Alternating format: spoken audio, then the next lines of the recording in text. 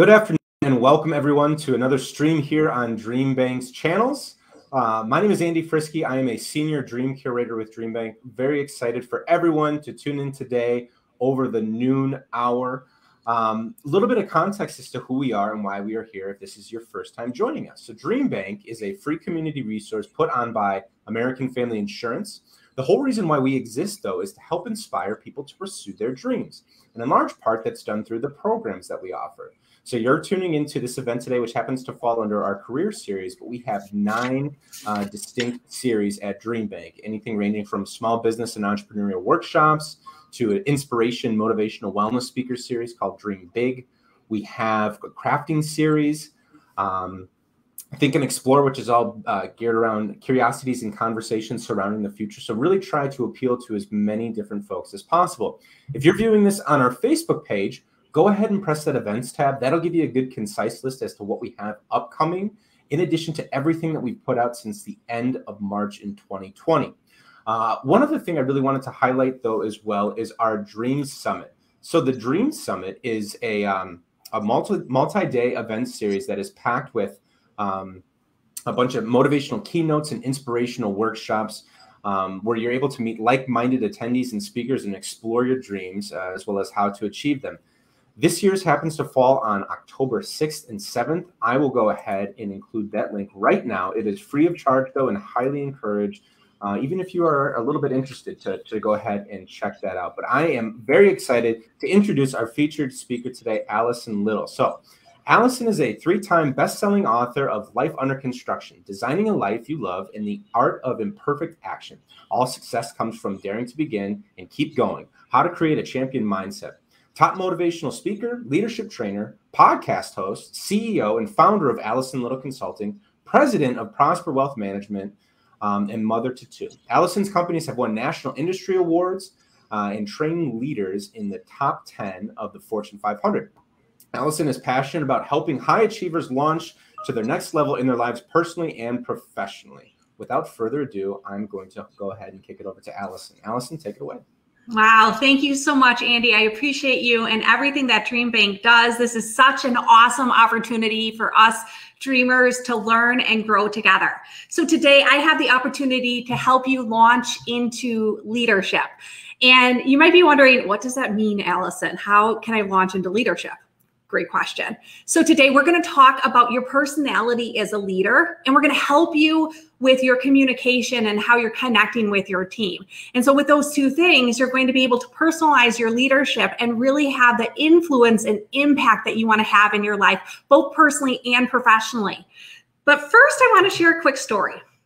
So John Maxwell, one of my mentors, says leadership is influence, nothing more, nothing less. I never realized that I would learn this lesson from my 5-year-old son when he started kindergarten. You see, when my son Logan started kindergarten, he was in my mom's kindergarten classroom.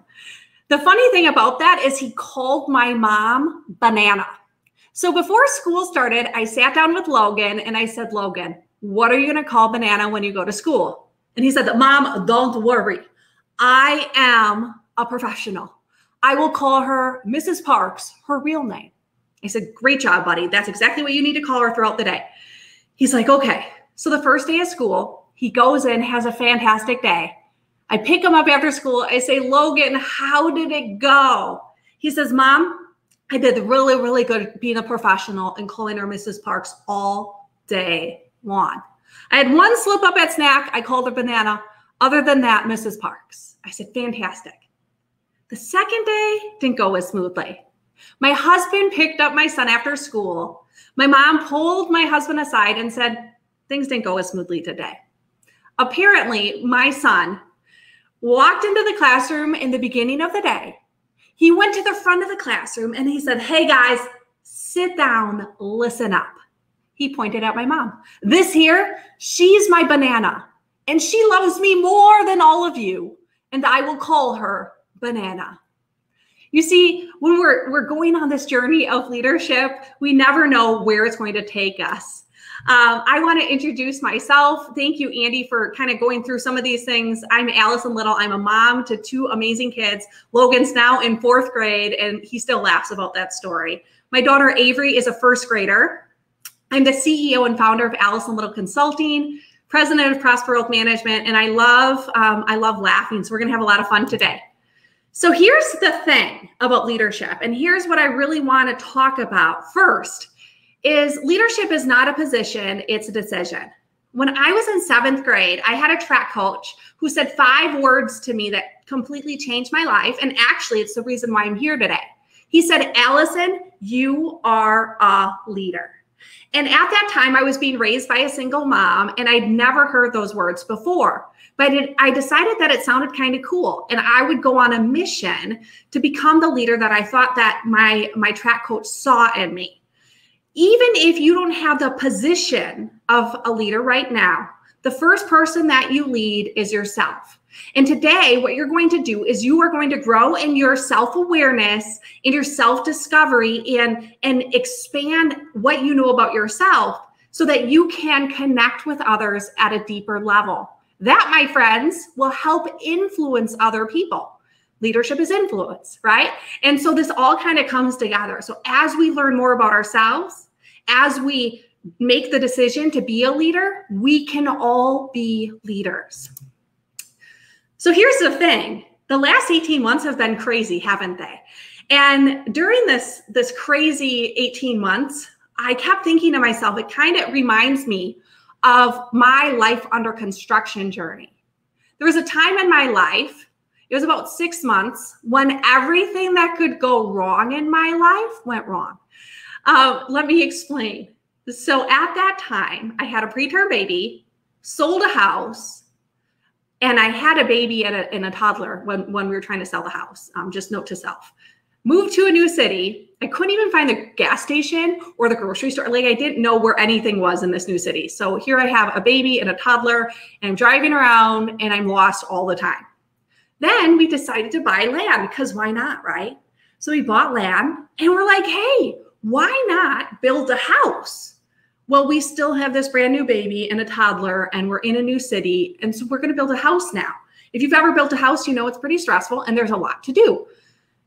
In all of that, for whatever reason, I remember specifically one day I was in the playroom with my kids and I decided to rebrand our entire business, our financial planning firm, with construction paper and markers. Yeah, it sounds crazy, but it happened. Then, because I wasn't busy enough, I decided to start another business because this leadership development thing, it kind of sounded interesting to me. And I wanted to speak with other people. I had 2 cancer scares, which was not fun. I joined the John Maxwell team to develop myself as a leader. And then I received a call that my mom had breast cancer. So that all happened in about 6 months. And I felt like an absolute crazy person. It was so much to deal with.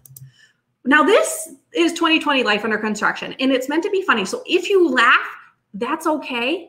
I pick these things specifically so that you would laugh.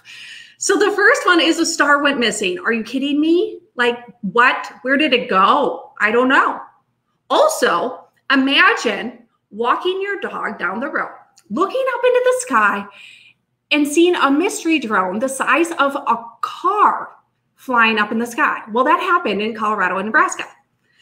One day, right after shutdown in Wisconsin, I remember my husband was like, Allison, murder hornets. And I was like, what are you talking about? Apparently there's murder hornets.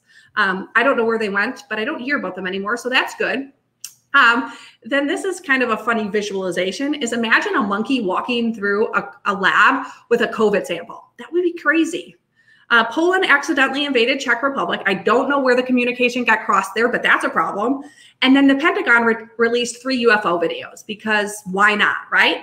And here's the question I kept asking myself during all of these crazy external things happening is what is happening? How many of us felt like this? Like you'd wake up every day going, oh my gosh, are you kidding me?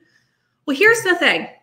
We have all of these things happening in our lives. And as leaders, it's important for us to check in with ourselves. And so right now, this is one of my favorite quadrants. And I share this with many of my clients because I want them to identify where are you right now, right? We had a whole bunch of stuff happen. And now I want you to kind of analyze, how am I feeling? How am I doing? So I'm going to describe this chart. It's called the energy quadrants. And really, On the left-hand side, you'll see survival zone and burnout zone. And on the right-hand side, you'll see performance zone and recovery zone. On the top of it, you'll see the high emotion. And on the bottom of it, you'll see low emotion. On the left, negative emotions, and on the right, positive emotions.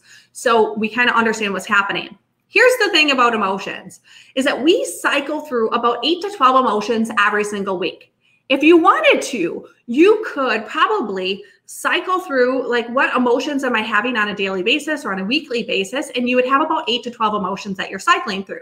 Here's the issue. When we have a whole bunch of change happen, our brain doesn't like it, right? It steps outside its comfort zone. It's uncomfortable to change. And especially when we're having external change happen, it's really hard for us to function and to understand what's going on, because we like certainty. And so what I like to do is I like to share this to help you kind of figure out, okay, how am I doing right now? So survival zone is if you're feeling a lot of anger, fear, resentment, or defensiveness, you're feeling anxious. This might be in your communication. It might be in the feelings inside of you. It might be in your conversations with, loved ones or with people at your team. You're in survival zone. If you're feeling burnout, you're feeling defeated, depressed, exhausted, or hopeless, right? And so you kind of cycle through those emotions, and it's really hard to understand where we're feeling that unless we look at this. We're like, oh my gosh, I'm in burnout zone right now, right? The cool thing is, as soon as we recognize and we're aware of it, we can jump over to solving that challenge or that emotional challenge by looking at where the quadrants on the right. Right? We can go into performance zone or recovery zone. So what I like to ask myself, if I'm feeling a lot of anger, what would make me feel more confident? How could I feel more joyful? How could I feel more connected, challenged, or happy, which will help us go into that performance zone? As high achievers, that's a place that we love to live. And unfortunately, we can't live there all the time, right? We still need recovery. Recovery zone is where we feel relaxed, where we feel peaceful, tranquil, and mellow. And so a lot of times what I tell my high achieving people that I'm talking with, people that I'm coaching or people that I'm training, is that you need to schedule recovery into the work that you do, whether it's Saturday or Sunday, or you have to take a week off to just kind of relax yourself. And so the interesting thing about this chart is over 77% of the population is in that survival or burnout zone. Only about 23% is on that right-hand side or the positive emotion area of this chart. The reason I share that with you is because as we are trying to work with our clients, our customers, our teammates, even ourselves, we need to recognize, where am I and what do I need in order to feel empowered and feel like I can be the best version of myself in the work that I do. Here's my goal for you today. I want to help you feel empowered. I want you to feel stronger and more confident, especially at controlling your life and claiming your rights. But it starts with you having taking a moment to observe, where am I right now? What do I need? How can I feel like the best version of myself? And then as I feel good, then I can pour out to others, right? A lot of times when I'm talking to leaders, especially now, and I've talked to leaders all over the world, they think that they can change the world, but they don't think about changing themselves, right? And that's what we're working on today, is really thinking about ourselves, really thinking about becoming the best version of ourselves today. So one thing that Andy shared with you is this little survey. If you've already printed it off, fantastic. If you haven't printed it off and you don't have access to it, that's okay too. And so I want you to take and grab this chart. If you can print it off, fantastic. If not, that's okay. But this is an exploratory report. And what you're going to do is you are going to take a pen and this chart, and you're going to go from left to right and answer which describes you the best. So for example, people often encourage me to slow down, listen, hurry up, or try something new. And where I want you to think about yourself in your work, right? Because a lot of times what we'll see as leaders is if we'll try to apply this to every area of our life. And sometimes we show up in different scenarios in different ways, right? So this is you at work. And then the next one, is there something if there is something I really want, I would be likely to work for it ask for it, save for it, or plan for it. And you can go through the chart that way. If for whatever reason you don't have this chart or access to it, you could also just write down which answer, 1, 2, 3, or 4, and see what number you have more of, and that will give you the total at the bottom. When you're finished, just take a little bit of time to add up which area you have the most at the bottom. So I'm going to give you about a minute to complete that. When you're finished, if you could go into the comments and give me a thumbs up or a yes or I got it, something awesome, that would be fantastic. And that will help me know that we are finished with that exploratory report.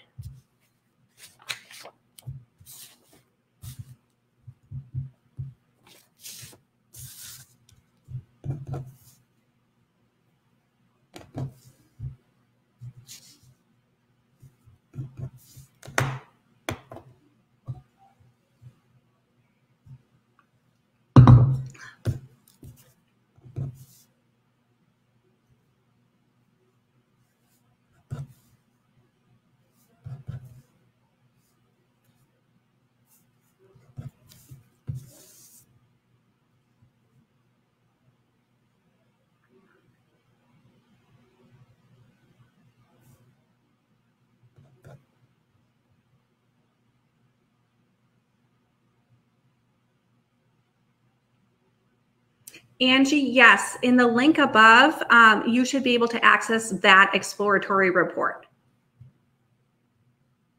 Just put it into your browser.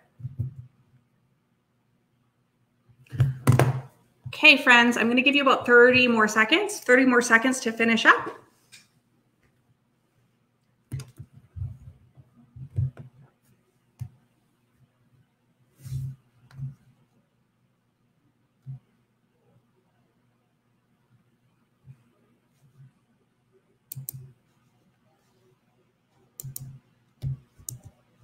All right, friends. So if you do not have the actual exploratory report, I'm going to go through it right now. So what I would ask you to do is just listen up, and I will describe everything that is in here.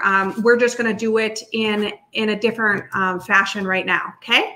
Awesome. So the first personality type is D, or dominant type personality. We have about 3% of our population that has this personality.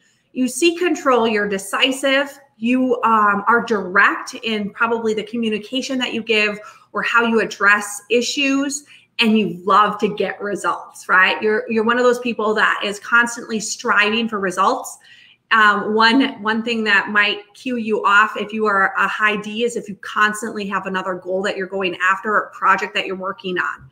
This is awesome as a leader because if you are D-wired, you have D-wired strengths, you're a born leader, you're dynamic, you're decisive, you're goal-oriented, right? So it's easy for you to have goals and you're constantly taking action toward them. You seek practical solutions. You're an activator. So here's the thing about an activator. Is you like to see how things fit together and you like to make things happen. So what that looks like in a team setting is you will see the strengths of others and you will try to get them activated and get them going. You push things forward, which is really awesome. Another thing that you like to do is you lead and organize, whether that's an event, a project, your team, or even in your friend group. You might be leading and organizing things often. And you excel in emergencies. So if something is coming up and it's hard or difficult, you kind of just like focus. You're able to find clarity in that chaotic situation. Some areas of growth for D. And so I like this as growth because it doesn't mean that it's a weakness. It's an area where you just want to spend a little bit of time thinking about this area because you might be really great at it, or it might be an area that you want to put some more time and energy in growing in. So one is realize others may be right. That seems kind of harsh, doesn't it? But what we're talking about is recognizing the strengths of other people's perspectives, right? Just taking a moment and just recognizing that. And a lot of times D-wired people do this, but it's just another area to think about. Another thing is lead, don't push. And so one of the things it might feel like you need to, that you operate faster than some of the people on your team. But a lot of times you just need to wait for them to catch up and help them cast that vision, and so that they can come with you. And it's a beautiful thing. Once you can take a little time to step back and get those people on board, now you can move even faster. Take time for family or friends or having fun. That's a really important part of D. And so remember when I showed you that energy chart, the take time for family or fun or recovery, right? Taking time to really have some self-care, exercise, laugh, do something that makes you really happy. Practice encouraging others. I mean, you should encourage yourself, but also encourage others and put other people first too. Here's I personality type. So here is an influencing personality. Remember, leadership is influence. So this type of personality, it comes pretty natural to you to influence others. You're very persuasive. You like to get your point across. You like to help people understand your point of view. You're a little bit spontaneous, right? You just never know what you're going to get, which is kind of fun and interesting. You're friendly. You make friends pretty easily because you know how to connect with others. And sometimes you even like the spotlight. That doesn't bother you. Other people might be afraid to, step in front of a crowd and talk or take charge in a meeting, but you're okay with that. That's one of the areas of your strength zone. About 11% of the population has the I or influencing type personality, which is completely awesome, right? So here's some of your strengths. You are outgoing, right? For the most part, you're pretty outgoing. You like to be around people and you get energized when you're around people. You volunteer for things. It could be for jobs. It could be for projects at work. It could be in your classroom. Like you're constantly looking for ways to help out others. You make friends easily. You're emotional, right? And you can use that as a strength in understanding the feelings around the work that you're doing. You're inspirational, right? People look at you and they say, hey, I like what that person's doing. You have high energy. Sometimes people will be like, how do you have so much energy? And it just comes naturally to you because that's just kind of how you're wired. You can be very creative. And here's one thing. If you are an I leader, you want to take time and space for creative thinking, right? It might be a block of time that you schedule for yourself every single week just to think, which sounds a little crazy, but it's a place where you might get some of the greatest ideas or solve some of the hardest challenges that you're facing in your organization. But giving yourself that space to be creative is really important. And you're a good speaker, or you communicate really effectively. Some I-wired places for growth is you need to keep your promises, right? Just make sure you're following through. Or if you have somebody really detailed on your team, partner with that person to help you stay on track of what it is that you're supposed to be doing, right? Because a lot of times high energy, creative types are, they're doing a whole bunch of different things. And so making sure that you're on task. Learn to make lists and schedules. I'm a high I, if you haven't already noticed. And every Monday, or today is Tuesday, I have to force myself to sit down, look at my planner, block out all my time. What are the things I need to do this week? It's like torture. But if I didn't do it, it would be very difficult for me to stay on track and know where it is that I need to be, like speaking to DreamBank right now, right? Also, another hint for high I's who are very creative or out there doing a lot of things, and this is actually for any leader, is set timers on your phone or schedule things and add alerts to help you stay focused. Be punctual. And then partner with someone for accountability for that growth. So we are on S. S is a supportive type personality style. Super wonderful. And guess what? 69% of our population has this type of personality. Super wonderful, right? You're super steady. You're team oriented, right? So being a leader is really easy for you because you love the synergy of a team.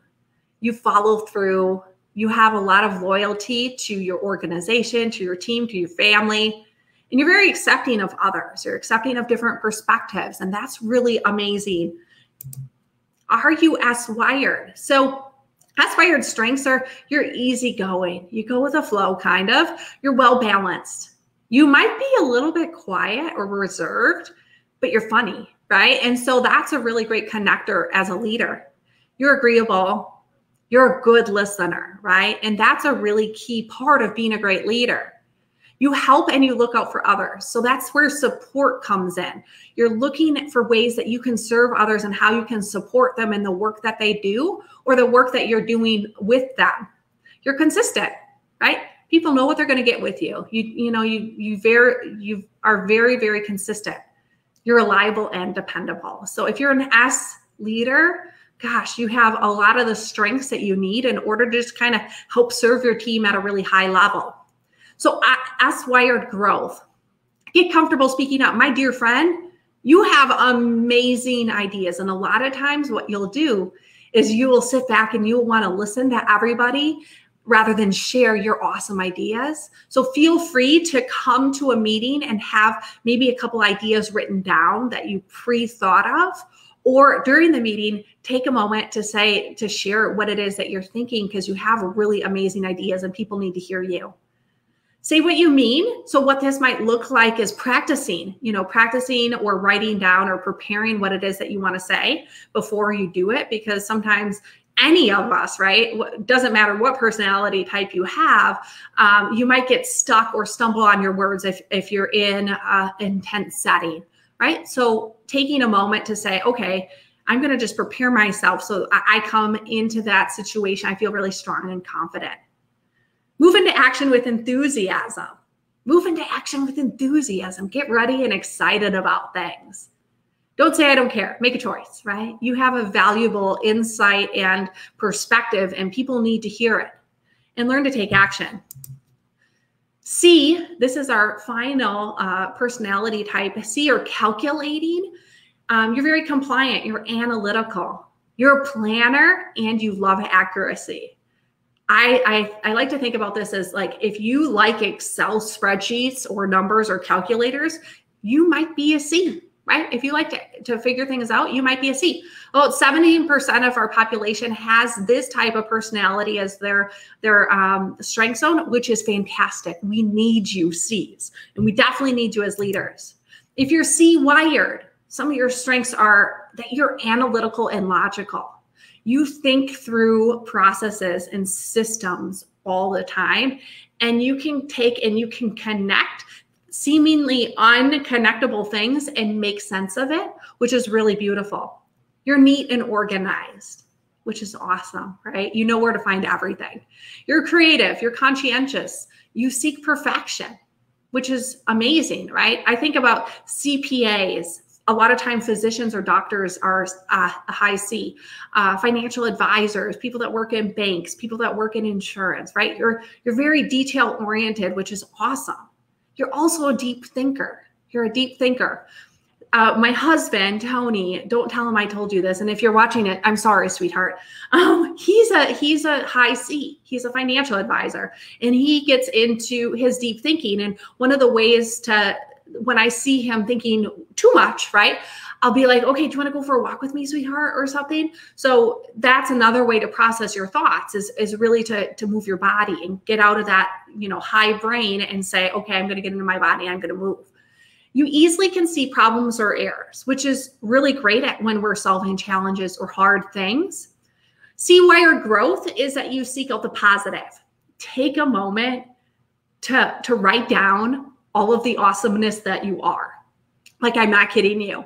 If you are C-wired, even if you're any type of leader, if you're any of these personality types, I want you to take a moment right now to write down some words that describe that awesomeness that is you, because we need you to seek out the positive. C-wired growth, except others are not perfect, and neither are you. None of us are perfect, right? We're perfectly imperfect, and that's cool. I mean, I don't understand necessarily that growth area, but that's okay. Learn to be realistic for yourself and others, right? We have high expectations of ourselves. Any of you do. When I'm speaking about this, this isn't a C-wired growth. This is an all leader growth, right? A lot of times we need to kind of bring ourselves back a little bit in order to move forward and set some more manageable goals so that we can feel like we are fulfilled and then go to that next level. Learn to encourage yourself and others, right? You might actually have to put something in your calendar or in your reminders to take a moment to write a thank you or text somebody or do something encouraging for others or for yourself.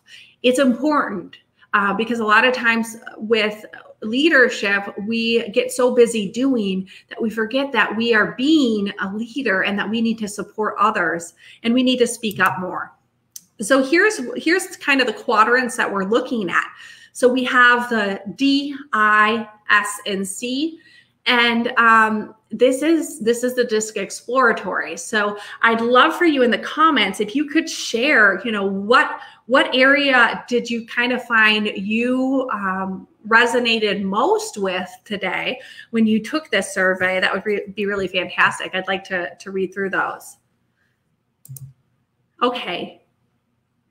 And the next thing we're going to do, and I know that there's a bit of a delay, and so we're going to start to see some of those, your personalities coming through the comments, but we are going to actually brainstorm what are some key qualities of a great leader because we're launching into leadership, right? And so here we are. Okay, we got a D here. Nice. Awesome. Good. I'm glad, John. That's fantastic. So what are some key qualities of a great leader? So if you're a D, an I, an S, or a C, all of you are really fantastic leaders. And you have the strengths and abilities and qualities to really influence people in a positive way, right? So now, oh, look at, we've got an S and a C, an I and an S. An S, Rich, oh, S and C combo, perfect. A DI, awesome, wonderful. Thank you so much for sharing, everybody. That's fantastic. That's super helpful. Fall between a C and an I, equal on each. Awesome. That's fantastic. Thank you, Anna, for sharing. Wonderful. So the next thing we're brainstorming is qualities of a great leader. And here's how I like to kind of lead this question is how many of us, if we took a moment, we could think of an amazing leader in our life. It could have been a teacher we had in elementary school, a coach we had in high school, or a supervisor or boss that we've worked for in our work that we do. How many of us can get that picture in our head, right? I bet you have one right now. So now what I want you to do is go a step further. I want you to think about, why was that person a great leader? What qualities did they possess? And I want you to share it in the comments. I'm going to read through those, and so that we can share kind of what does it mean to be a great leader?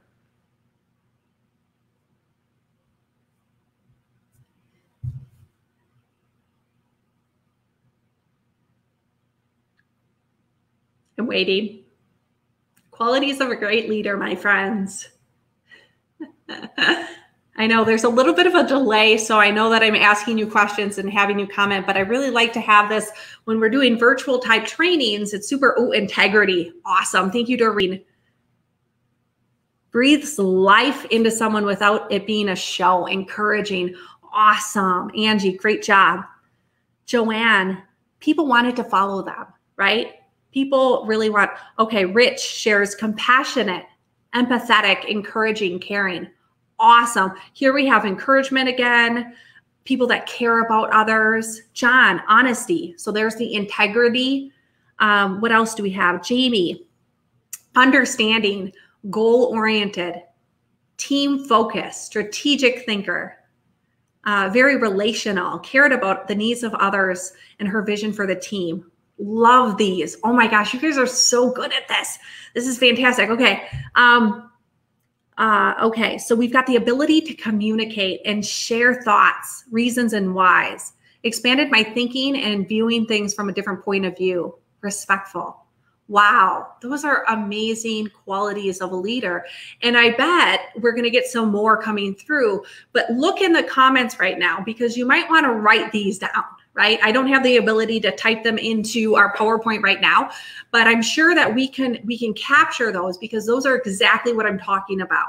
when we're thinking about launching into leadership, we really need to think about who are we being, right? Less about doing. A lot of times when I'm talking to leaders, whether they're trying to grow a business or an organization, they're like, okay, well, we need to do all of these things, Allison, right?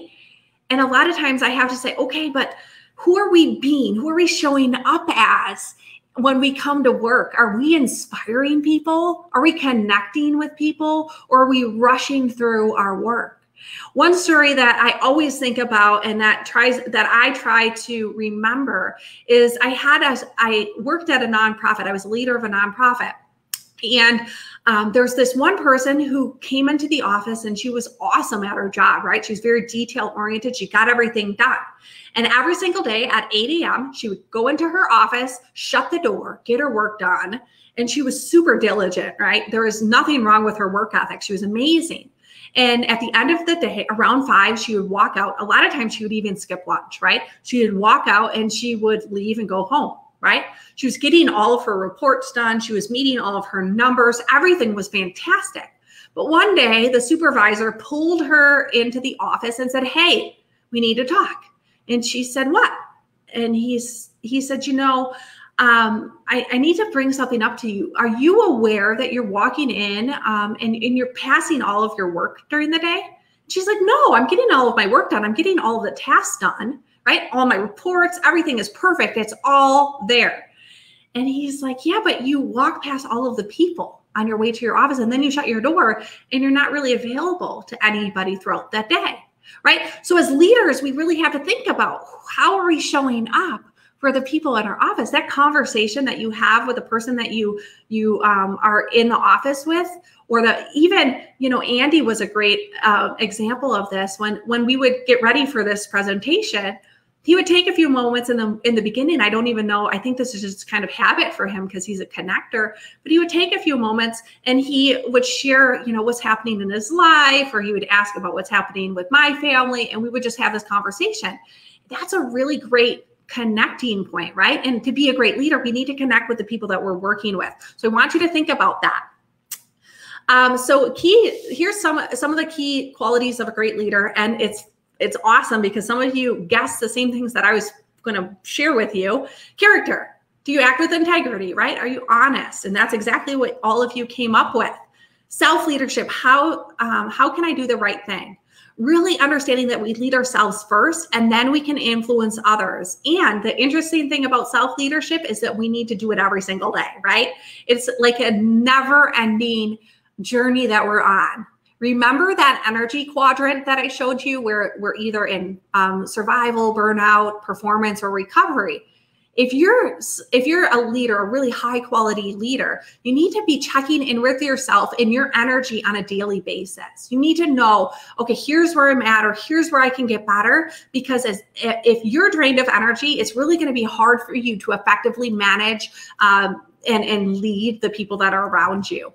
And last but not least, and this is a biggie, value people. How can I serve others, right? That story I just told you illustrates this point, is that that person was fantastic at doing her job, but she wasn't taking the time and energy to be an effective leader, which says, I value people.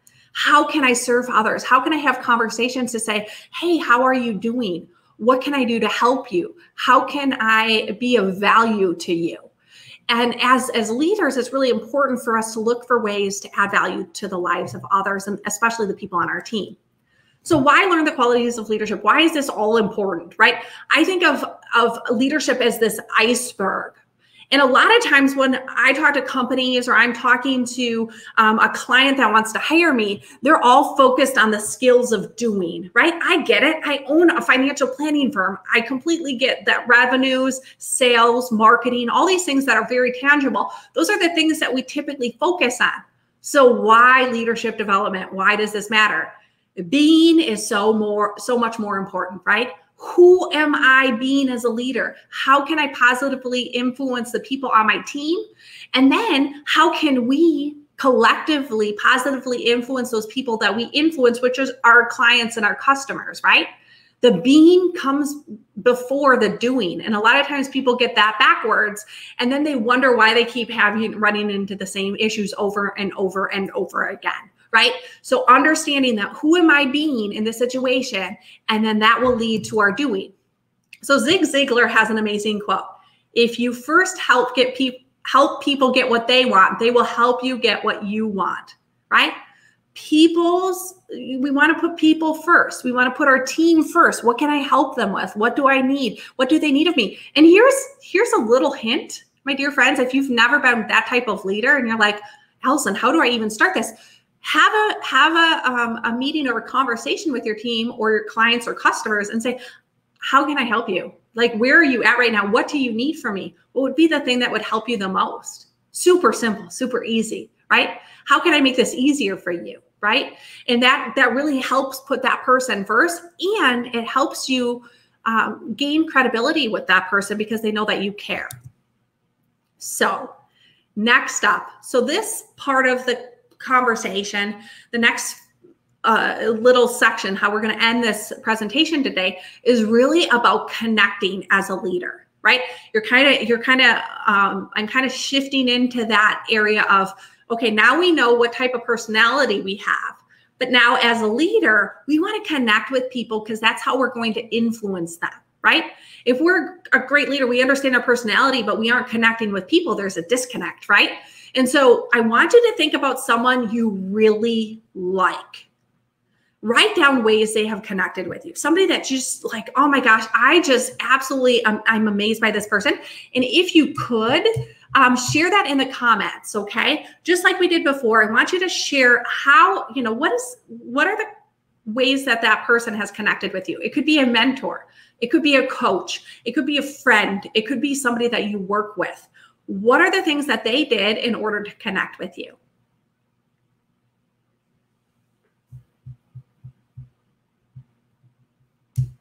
Okay, I'm going to wait a moment.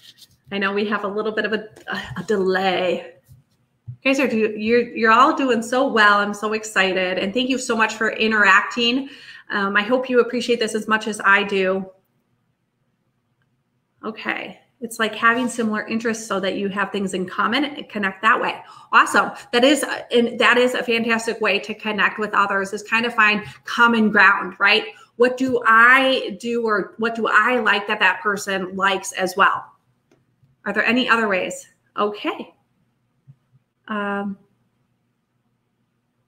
Sending gifts, checking in. Oh, those are fantastic.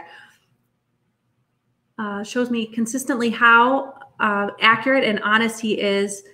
And okay, checking in on me, sharing information they thought I might be interested in, appreciation and recognition for my work. That is awesome. Thank you, Rich, for sharing that. That's so awesome. Wonderful. So that's the interesting thing about connecting, is it takes a little bit of effort, but it's things that, it's just adding a little bit more to let that person know that you care. I have one connecting story I want to share really quickly. My friend Ria is an amazing connector. I connected with her about 5 years ago when I was writing my first book. And today, out of nowhere, she shared a post of mine. Not super crazy, right? On social media. But the words that she said were so meaningful, and they made me feel so special. And so it's, connecting can be something that doesn't take you too much longer, but it shows that you care about that other person. And I think that's a really beautiful thing. So some questions that you want to ask yourself when you're trying to figure out whether or not you're connecting with another person, whether that be with a client or customer, whether that be with a friend or with your team, is, do they know me? Do they like me? And do they trust me? Know, like, and trust. That's what I think about all the time. Do they know me? Right? Have I shared something personal with them that they get to know me? In our conversation today, that I'm a mom, right? That I think my kids are amazing and I love them, and that they're kind of funny too, right? Do they like me? I'm not quite sure if you like me yet. I'm hoping you do. And do they trust me? Do they see me as a credible expert, right? Or do they trust that I'm going to keep whatever they're telling me secret, right? So trusting is really important piece of that puzzle too. The Harvard Business Review says the #1 criteria for advancement for professionals is the ability to communicate effectively. The #1 thing. And yet many of us take a lot of time and energy putting, all of this energy into other things, when if we just took the time and energy to communicate, to connect, that would really help us in impacting others and influencing others at a different level. So how are some ways that we could connect one-on-one? Here's the thing. If the next meeting you have one-on-one, I want you to come prepared with 2 to 3 questions for that other person. 2 to 3 questions about, maybe do a little research about them, find out a little bit about them, whether it's personal questions or professional questions or things about their industry. Another thing that you might want to do is give them a gift, right? Just like you came up with, you bring something of value, a quote, a book, give them something when you get together. Oh, that's awesome. Yes. And I see John Hill talked about guiding you, thoughtful advice, supportive, right? So thinking about these connecting pieces and then serving them. Is there anything I can do to help them? At the end of conversations, one way is, how can I help you? What can I do to serve you? What might you need from me, right? Sounds kind of, it kind of sounds silly at first, but if you get into the habit of saying, how can I serve you? What can I do to help you? What else might you need from me? People get in the habit of seeing you as a supporter in their life and in the work that they do, right? And as leaders, we want to be those people that can support and connect people and help them. And so making sure that you're preparing the questions, you're giving a gift, or you're serving them. Well, what about a group? What if you have a presentation this week and you're like, hey, Allison, I need to connect with the whole group or a team of people. The first thing I want you to do is I want you to compliment people for their ideas and actions, right? If they're giving you bad ideas and actions, don't compliment them, obviously. I'm just kidding. But really, look for real reasons to compliment them. Add value to them. Share information that maybe they haven't heard in a while, or share some of your expertise with them. Give them a personal story, something to add value to them. Celebrate their successes. Awesome, right? When I was leading a nonprofit, I would look for reasons to have a party. If you are in a team right now and your team is not very energized, look for a reason to have a party. Even if it's like, you're like, okay, Allison, we're working remotely. What could we possibly do? Have a hat party, right? Wear silly hats and all come together and celebrate successes that you've had over the last month or so, right? And prioritize them. Let them know how important it is that you're speaking with them and how important that you value their time. Every single time that I try to get on stage, I try to let those people know that I'm super grateful that they have taken the time and energy to spend their day or their time with me. Super humbled and excited to be able to share my message with them. But when we do that with our teams, what they see is we don't expect them to show up at their jobs, right? There's so many people that are looking for different jobs right now. As leaders, if we can say, you know what, I'm so humbled and honored that you chose to work with us and you're bringing your expertise here. Imagine what that would do to the team environment. What would your culture look like if you showed up at your next team meeting like that? It would just like energize everything, right? And you'd have these amazing ideas. Connecting is the ability to identify with people and relate to them in a way that increases your influence with them, right? As we connect with people, we increase our influence with them. Remember, leadership is influence, nothing more, nothing less. We're doing these things because as we can connect with people at a deeper level, we're going to be able to influence them and we're going to be able to lead them, whether it's a team or an organization. I want to share a quick story about Paraguay. This is in Asunción, Paraguay at the university. I went there to do transformational leadership change. And that sounds really fantastic, except here's the kicker is I didn't know how to speak their language. And it didn't click with me that I didn't know how to speak Spanish. And it was probably going to be difficult for me to connect with them until the plane hit in Paraguay. And I remember getting off the plane and going, oh my gosh, I have to work through a translator. How in the world am I going to connect with my audience, right? And here's the thing. And laughter, smiling and laughter were the things that really connected us sharing personal stories, talking about my kids, all the things I typically would do if I was in the United States, they worked perfectly with Paraguay. So if you're working with people from different countries, recognizing that we're more alike than we are different. And so you can still laugh and you can have fun and bring your energy into that situation to connect with them. And it's an amazing way to move forward. So some connecting signals. I know that we have about 10, 15 minutes left of our conversation. I want to leave some time at the end to have some conversations with all of you and answer any questions you might have, just so you kind of know where we're at with this presentation. So connecting signals. And this is how you're going to know that you're connecting with others. Okay, here's how you're going to do it. And this is a secret. Don't tell anybody else. I'm kidding. You can tell people. Okay. Connecting signals is you're going to see that other person or that team going that with extra effort. People will go the extra mile. Unsolicited appreciation. People will say positive things about you or about your business or about your school or about your classroom. Like they are going to say, oh my gosh, Mrs. Smith is amazing, right? Unguarded openness. People will demonstrate trust. What might start happening in your team is you're going to start to have deeper conversations with the people on your team, with your friendships. Somebody might be like, you know what, I'm really struggling with this and I just wanted to talk to you about it. Or, you know, Allison shared that energy quadrant and unfortunately I looked at it and I saw that I was in survival mode. So could we talk through that? They're going to feel open. They're going to feel comfortable with you. And as a leader, we want that. We want people to feel comfortable around us. We want to be able to help them and overcome challenges and obstacles. You're going to have increased communication. People are going to express themselves more readily. A lot of times I know this is happening when they're like, I've never shared that with anybody. Oh my gosh, Allison, why did I share that with you? Right? It's okay. That's fantastic. That means you've connected with them and they can trust you. You're going to have enjoyable experiences. People feel good about what they are doing. They're going to like the work that they're doing. They're going to like showing up in your classroom. They're gonna have enjoyable experiences, positive energy. People's emotional batteries will start to be refueled. And here's the thing, my dear friends, as we're looking at this global pandemic and all the things that have happened, positive energy is the thing that I'm hearing over and over and over again. Over this last, 6 months, 8 months, I've talked to people in over 70 plus countries, and people's emotional batteries are drained. And so if we as leaders can start to fill those batteries back up, first, we need to fill ourselves up, right? We need to fill our own batteries, but then we can start to give positive energy into the lives of others.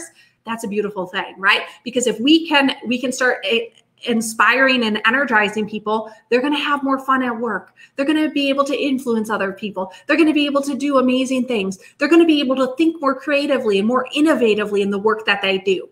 So those are the things for connecting signals. So I really want you to think about, am I being that type of leader who's bringing that out? So as you can see, high achievers care about people as well as profits. They view their subordinates optimistically. They seek advice from those under them. I don't like that term, but those that they might be leading, right? They want to get information from anybody because we all have great perspectives, and they actively listen. Average achievers concentrate on production. They focus more on their own status. They're reluctant to seek advice from those under them, and they only listen to people that are above them or superior to them. And low achievers are preoccupied with their own security. They show a basic distrust of subordinates.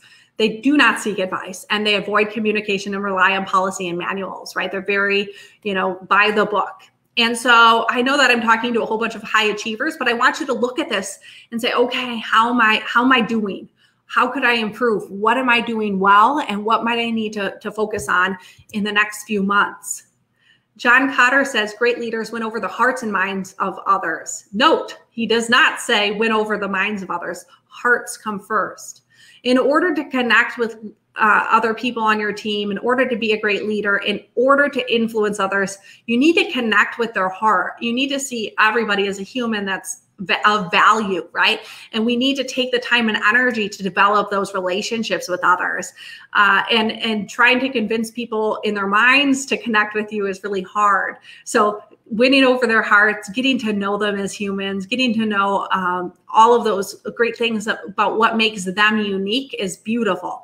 Take some time and energy to do that in your team, and you will be amazed at what happens and how the synergy grows within your organization. Influence is not about impressing people. It is about connecting with them. So if you want to be a great leader, if you want to influence others, you need to make sure that it's not about impressing anybody, right? We're all perfectly imperfect. It's really about taking the time and energy to connect with them, to let them know that they matter and that you see them. We're going to end with this last quote. To be an exceptional leader, you must be able to communicate your ideas clearly, concisely, and inspire others to action, right? In order to launch into leadership, you need to be able to say, okay, here's where I'm at. This is what I need to do in order to influence others around me. And now let's get together and let's make some amazing things happen. I believe each and every one of you have that power within you. I am so excited to hear your journey.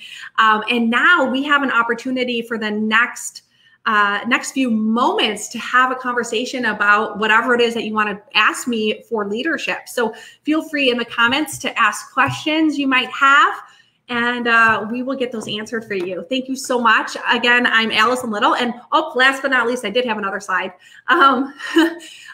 We have a leadership conference coming up on September 15th. Yes, it's next Wednesday in Wausau at the Grand Theater, which is a historic building, very beautiful. We've got 5 different speakers. Obviously, I will be there. I founded this conference. Scott Miller from Franklin Covey is going to be there. He is the former chief marketing officer for that company. Jesse Smith, Sheila Robertson is from Madison. She's our chief fun officer. Jesse's a sales expert. And then we have our MC, Heather Martell. If you're like, hey, I want to be energized and excited and inspired, feel free to check it out. It's launch-leadership.com. All right, friends. So I am going to go back, and then feel free to ask me any questions you might have. I know there's a slight delay, so I'll give it a few minutes here while people are typing. But I want to go ahead and thank everyone for tuning in today, this afternoon. Thank you, Allison, for putting together that wonderful presentation. Absolutely, my pleasure. I'm going to go ahead and put Allison's contact information in the chat here for those of you to make it a little bit easier, as well as anybody who is watching this after it is done being live. Got some praise coming in from Angie. She's stating she's got to run, but that it was a great presentation. While folks are wrapping up there, I also wanted to highlight again the Dream Summit that I mentioned earlier, again on October 6th and 7th. Some of the speakers that we have lined up are Tan France, Glennon Doyle, as well as Drew and Jonathan Scott, the Scott brothers. So be sure to check that out. Yes. Glennon is amazing. I am so excited to have that you have her coming. That's going to be amazing. Okay, so we have any. Okay, I'm going to answer a question from Jamie. Do you have any specific tips or strategies for connecting with my team virtually? They're from different states and cities. Okay. So the first thing is, have you taken time and energy to set up some connections one-on-one with your team if they are virtual? So if you are working with a team in a virtual setting, one thing that I would do as a leader is I would start setting up just kind of virtual connections, whether that's 10 or 15 minutes, just to kind of have a conversation with them, see how they're doing, check in with them, and just kind of build that rapport with them. So that would be number one, is connect with them one-on-one. And then the second thing is, like I mentioned in the conversation or in the presentation, connecting a team is, you want to have fun, you want to grow synergy. So taking time and energy to do those things in your presentations and leaving a little bit of time for icebreakers or for something fun or for having some sort of award or doing something a little bit out of the ordinary. It sounds like something extra. You're like, Allison, I don't need to do this, but it really does bring fun and energy to the work that you're doing, especially if you're trying to work from different places. You want to make sure that you're trying to bring in and infuse energy into your team. And so that might be one way that you do it. Another question, how can I keep my volunteers motivated virtually when I only meet with them once a week? I would ask them, say, hey, how would you like to be motivated? You know, one way that you might want to motivate your volunteers is by sending them surprises, right? It might be a handwritten note, which only costs you the postage.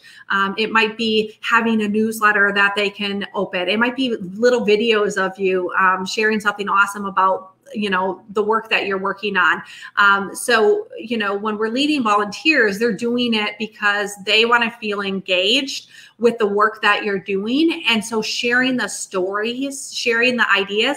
One story that actually just came up with Andy is DreamBank actually shared, they were so generous, and they shared dream journals they sponsored dream journals for a high school conference, leadership development conference that I was hosting last spring. And I was talking to Andy, and I was like, Andy, have I shared with you that picture of what happened at the conference? And he's like, no. And so I sent him this picture, and it was 150 young people who we spent 2.5 hours with, and they were able to launch their dreams. They're all holding up their dreams. It's a beautiful story. It's a beautiful illustration of how they were able to help. But maybe you can do that with the work that you do, right? Try to find the story, try to find images or videos of something impactful. All right. Okay. Thanks, friends. Oh yeah, Jennifer. Thank you. Thank you. Thank you. Oh yeah. Thank you, Rich. Yay. Awesome. Wonderful. Well, thank you so much. I don't see anything else. Yeah. So that looks like that concludes all the questions that we have. Thank you again, everybody, for taking time out of the day to join us. Thank you, Allison. Yeah. Thank you. With that, we will go ahead and cap it there, and we will see you all next time. Thanks. Bye.